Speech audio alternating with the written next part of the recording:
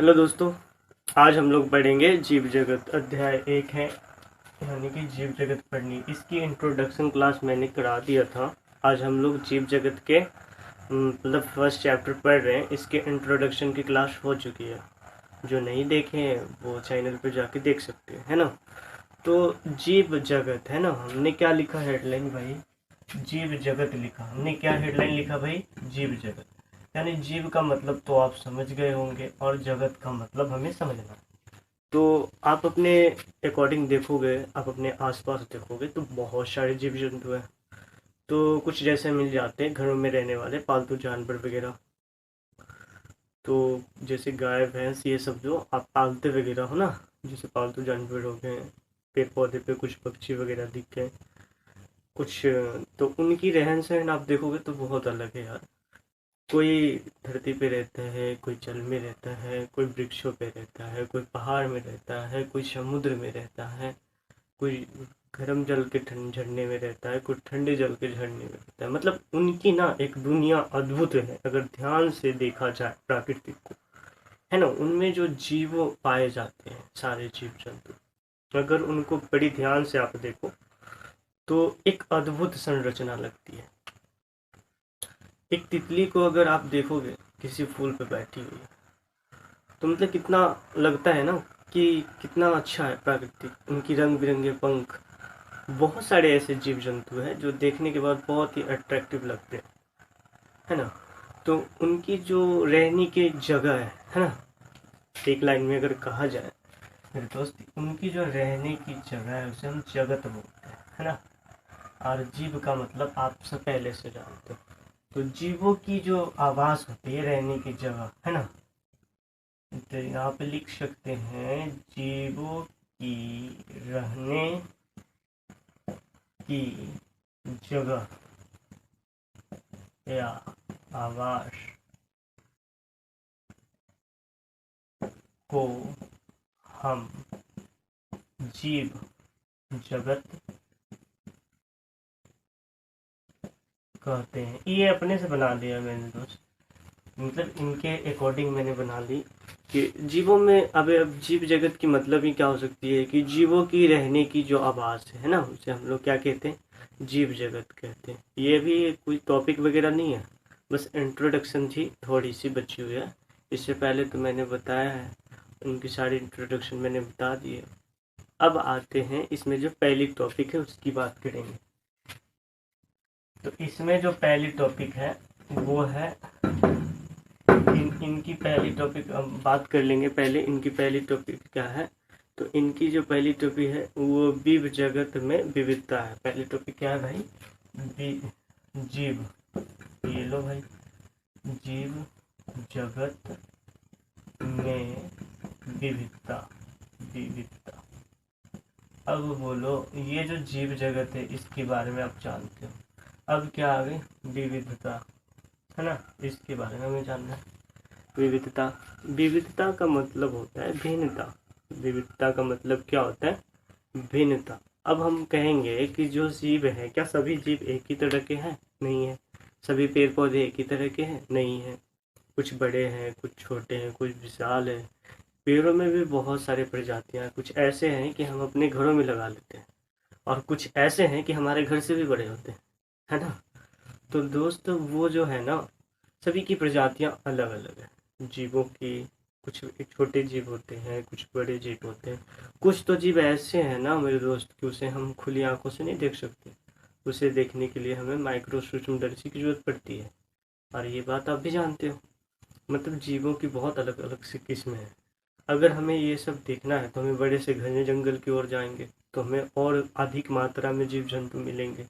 तब हमें भिन्नता की बहुत बड़ी आशंका, बहुत बड़ी एहसास होगी कि हाँ, ये जीवों में भिन्नता होती है। ऐसे भी हमें भिन्नता की पता चल रही है। इंसानों में तो इंसान एक जैसे नहीं हो रहे हैं, है ना। तो जीव मतलब, लेकिन प्रजाति एक ही है, सेम ही है। और जीव में तो जैसे भालू हो गया, बंदर हो गया, शेर हो गया, डॉग हो गया, मतलब सबकी अपनी अपनी प्रजातियां हैं। सब में भिन्नताएं हैं। कुछ मांस खाते हैं, कुछ शाकाहारी होते हैं, कुछ सर्वाहारी होते हैं, है ना। तो इसी भिन्नता को हम लोग जीव जगत में विविधता के पॉइंट में पढ़नी है।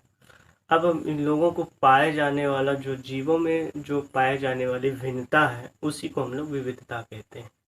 हमारे यहाँ करीब 1.7 मिलियन से लेकर मेरे दोस्त 1.7 मिलियन, कितने, 1.7 मिलियन से 1.8 मिलियन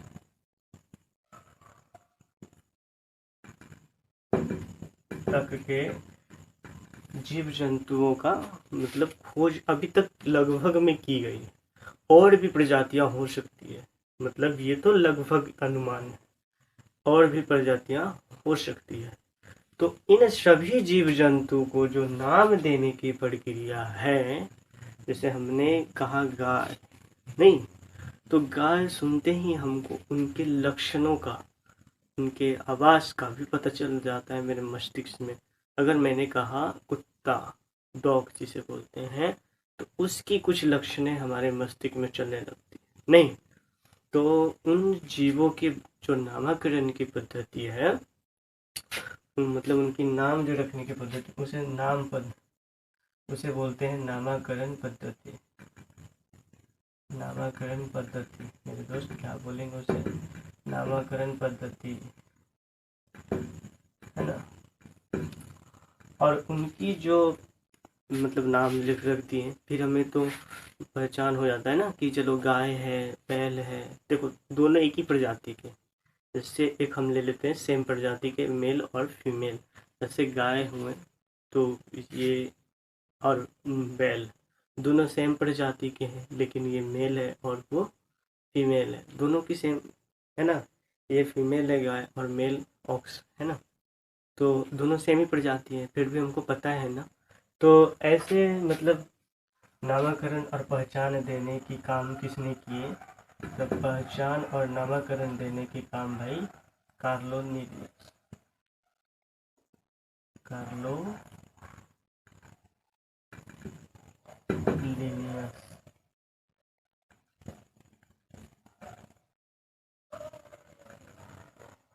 कार्लो लिनियस साहब जो वैज्ञानिक थे उन्होंने किए थे, है ना। और मतलब ये तो बात होगी कि चलो हमने भाई जान लिया, और इनकी जो नामकरण करने की पद्धति थी, है ना। अब मेरे को बताओ, दुनिया में इतने सारे जीव जंतु हैं, और लोगों को पहले इंटरेस्ट था, मतलब इनमें रुचि रखते हैं, अलग अलग जीवों के बारे में जानने की, अलग अलग जीवों की कैटेगरी को जानने के लिए उनके बारे में पढ़ते हैं, अध्ययन करते हैं, उनमें रुचि रखते हैं, उनको समझते हैं। तो इस तरह से तो अगर देखा जाए तो इतनी सारी प्रजातियों को एक ही बिना नामकरण पद्धति के, बिना वर्गीकरण के अगर पढ़ा जाए अध्ययन करने के लिए, तो हो सकता है मेरी सारी उम्र खत्म हो जाए, लेकिन हमें उनकी पूरी ज्ञान ना हो पाए। तो इन सबको देखते हुए कार्लो लिनियस साहब ने कुछ युक्ति और यानी नामकरण पद्धति को लगाए, ताकि हमें उनके बारे में अध्ययन करने के, मतलब उनके बारे में अध्ययन करने में सुलभ हो, मतलब आसानी हो, है ना। तो जैसे अब दो तरह की बात आती है, एक में आते हैं पादप, उनकी भी प्रजातियां बहुत सारी है मेरे दोस्त। जैसे पादप में कौन कौन आते हैं, तो पेड़ पौधे, है ना। आप कह सकते हो पादप में कौन कौन आते हैं, पेड़ पौधे। और एक होता है जीव जंतु, क्या होता है भाई, जीव जंतु। तो उन्होंने जैसे इनके लिए, इनके नामकरण के लिए जो पद्धति अपनाई, उन्हें हम कहते हैं इंटरनेशनल, क्या कहते हैं मेरे दोस्त, international code of botanical nomenclature, है ना। क्या कहते हैं इनको, किसमें रखा गया, international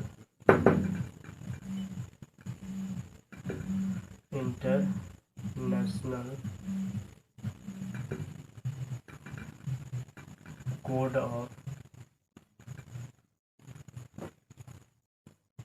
botanical nomenclature,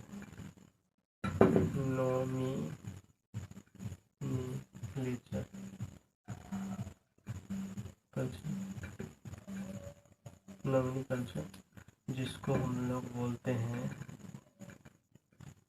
international ICBN, है ना, international code of botanical nomenclature.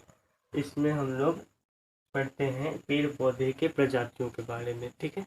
इस पद्धति से पेड़ पौधे की प्रजातियों का नामकरण हुआ।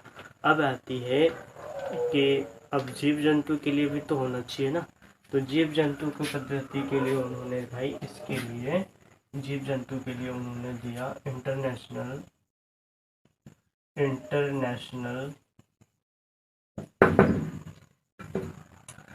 Code, international code of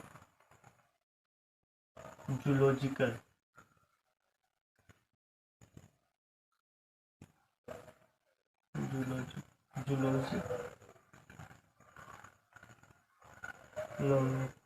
nomenclature,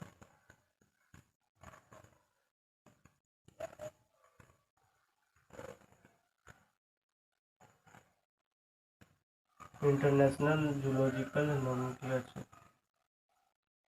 जिसको हम लोग बोलते हैं ICZN, हो गया। इंटरनेशनल जूलॉजिकल लिख देना सही रहेगा, सॉरी, जूलॉजिकल नोमेनक्लेचर, है ना। तो इस दोनों के तहत पर हम लोगों ने मतलब पेड़ पौधे का नामकरण अलग और मतलब वो सजीव जीव जंतुओं का अलग, इस दोनों की युक्ति जो सुझाए थे हमें, इस दोनों की युक्ति किसने बताया थे भाई, तो कार्लो लिनियस, एक वैज्ञानिक थे, उन्होंने इस पद्धति को दिया। तो इन्होंने जब नामकरण कर दिया भाई, तो इन्होंने एक चीज और सोची कि चलो भाई, अगर हम बिहार में आलू को आलू बोलते हैं तो हो सकता है बंगाल में कुछ और बोला जाए, असम में कुछ और बोला जाए, तो भाई बोला ही जा रहा है ना। सब जगह की मतलब अगर ये कॉमन नाम जो है वो सब जगह अलग अलग यूज हो रहे हैं, सब जगह क्या हो रहे हैं, अलग अलग। किसी दूसरे देश में जाओगे तो यहाँ पे कुछ और बोल रहे हैं, वहाँ पे कुछ और बोल रहे हैं। तो उन्होंने सभी वैज्ञानिकों के समर्थन करने के बाद उन्होंने सोचा ऐसे कुछ ऐसा यूनिक नाम दिया जाए कि वो सारे जगह एक ही हो, ताकि उसके अध्ययन में कोई कठिनाई का सामना नहीं हो। जैसे अभी आपने सुना होगा कभी कि बायो में आम को मतलब आम को वैज्ञानिक नाम आम का क्या होता है, तो मेंजीफेरा इंडिका होता है। तब उन्होंने क्या कहा कि हम क्यों ना मतलब किसी चीज का एक ऐसा नाम रखें जो कहीं पे भी मतलब पूरे विश्व में उनका एक ही नाम रहे। अगर मैंने किसी फ्रूट या फल या सब्जी या जीव या जंतु किसी का भी अगर हमने उन्हें बायो नामकरण किया तो वो सारे जगह मान रहे। तो ऐसे नहीं हुआ, फिर उन्होंने सारे वैज्ञानिकों का समर्थन मिला, उन्हें कार्लो लिनियस साहब को सारे वैज्ञानिकों का समर्थन मिला, सभी ने बोला हाँ भाई चलो अच्छा है। तो फिर उनके सभी वैज्ञानिकों के समर्थन के आधार पे उन्होंने ऐसे किए और वैज्ञानिक नामकरण किए। तो वैज्ञानिक नामकरण में मतलब उनकी भी कुछ शर्तें थी, है ना। अभी देख लेते हैं। जैसे हम लोग आम को वैज्ञानिक नाम, आम के जो होते हैं वो वैज्ञानिक नाम क्या होते हैं, तो आम का मेरे दोस्त आम जो होता है, आम का वैज्ञानिक नाम होता है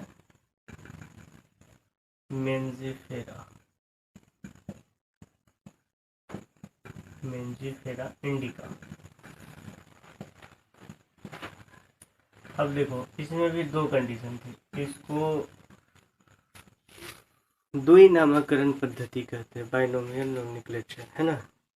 तो इसमें जैसे इनकी जो शब्द लेनी थी वो ग्रीक भाषा की लेनी थी, प्लस इसमें मेंजीफेरा जो है वो वंश का नाम है, वंशज है, और इंडिका जो है वो जाति का नाम है। तो इस नामकरण को हम लोग द्वि पद्धति कहते हैं, है ना। तो इसमें पहली वाली जो शब्द है मेंजीफेरा, क्या है, मेंजिफेरा, ये वंश को दिखाता है, ठीक है। और दूसरा जो है इंडिका, ये जाति को प्रदर्शित करता है। इस तरह से वंश और जाति को प्रदर्शित कर मतलब प्रतिपादित करना पड़ेगा। और उन्होंने कहा जो वंश की पद्धति है, अगर हम इनको हाथों से लिख रहे हैं, जैसे अगर कंप्यूटर से अगर टाइप करना है तो इनको तिरछा लिखना होगा। कैसा लिखना होगा? तिरछा। अगर उनको हम हाथों से लिख रहे हैं तो उसके नीचे अंडरलाइन करना होगा, है ना, अंडरलाइन करना होगा। और ये जो मेंजिफेरा है उसको कैपिटल लेटर में लिखना है, और इंडिका को किस लेटर में लिखना है? स्मॉल लेटर में लिखना है। ये उनकी शर्त थी। नहीं तो ये जो कैपिटल लेटर में लिखना है वो स्मॉल लेटर में लिखना है। टाइपिंग के अंदर अगर हमने इसे हाथों से लिखा है तो जस्ट इसके नीचे अंडरलाइन करना होगा। क्या करना होगा? अंडरलाइन होगा। तो इसमें दो घटकों, दो छोटे छोटे संगठन है, जैसे वंशज, वंशानन और तथा जाति, है ना। सॉरी, इसको क्या बोलते हैं? वंशानन। तो ये जो वंशानन है और जाति है, द्विनामकरण पद्धति के उदाहरण है। जैसे मेंजिफेरा इंडिका में मेंजिफेरा हो गया वंशानन, और इंडिका हमारा हो गया जाति। इसी को हम द्विनामकरण पद्धति कहते हैं, है ना। अब इन सभी को जो नामकरण पद्धति में जो नाम लेना था, उसमें उन्होंने कहा इनके जो नाम लेंगे हम, वो ग्रीक भाषा के लैटिन शब्द से लेना है ना। और अभी तक में जितने प्रजाति के बारे में आप और हम जानते हैं, जैसे गेहूँ, चावल, मक्का, है ना, जीव जंतु जो भी है जिसके बारे में हम जानते हैं, उन सभी को उन्होंने टेक्सा में रखा, है ना। किस में रखा मेरे दोस्त? टेक्सा। टेक्सा कहते हैं। जैसे हमारा टेक्सा में कौन कौन हो जाएगा, तो अभी तक हम जितने प्रजाति पेड़ पौधे वगैरह जानते हैं उन सभी को हम लोग टेक्सा में रखते हैं। और जीवों की इन सभी मतलब जैसे नामकरण के आधार पर जो उनको डिवाइड किया गया है अलग अलग पद्धति में, जैसे ये इनका है, ये बर्गर का है, इस तरह की पद्धति में बांटने की क्रिया को हम लोग वर्गीकरण कहते हैं। मतलब उनके जो जीव जंतु की एक ग्रुप है, मान लो जो बिना अगर बटा हुआ है, किसी का नाम नहीं है, जब उनकी हम भिन्नताएं करेंगे उनके जाति के आधार पे, उनके भोजन के आधार पे, रहन सहन आधार पे, इस तरह से उनके अंदर अगर हम डिवाइड करेंगे तो उसी को हम लोग कहते हैं वर्गीकरण पद्धति। नहीं, उनके बांटने की क्रिया को हम लोग क्या कहते हैं? वर्गीकरण पद्धति कहते हैं। और उसको हम वर्गीकरण को हम ये जो है, जिसे वर्गीकरण को देखो, जीवों की बांटने की प्रक्रिया को हम लोग वर्गीकरण कहते हैं, सिंपल सी भाषा में। अब ये वर्गीकरण को हम लोग सिस्टमैटिक्स भी कहते हैं। जो टेक्सा था ना, आगे चल के क्या बन जाए? सिस्टमैटिक्स। क्या बनेगा मेरे दोस्त? इसको वर्गीकरण कह लो या सिस्टमैटिक्स कह लो, है ना। इस वर्गीकरण को ही हम लोग सिस्टमैटिक्स कहते हैं। क्या कहते हैं? सिस्टमैटिक कहते हैं। अब इसके आगे की क्लास जो होगी स्पीशीज, यानी कि जाति के बारे में जो हम लोग पढ़ेंगे वो कल पढ़ेंगे। इससे पहले भी मैंने इंट्रोडक्शन करवा दी थी जीव जगत का, तो आप लोग अगर नहीं देखें तो वीडियो में देख लें, चैनल को सर्च करके और वीडियो वाले में जाए, ऑप्शन में और वीडियो देख लें। और आज हम लोग पढ़ लिए हैं यहाँ तक, जीवों में विविधता तक पढ़े, उनके नाम क्या है, उन्हें डिवाइड करने की वर्गीकरण। आगे हमको स्पीशीज के बारे में इस चैप्टर में पढ़नी है, वो कल देख लेंगे।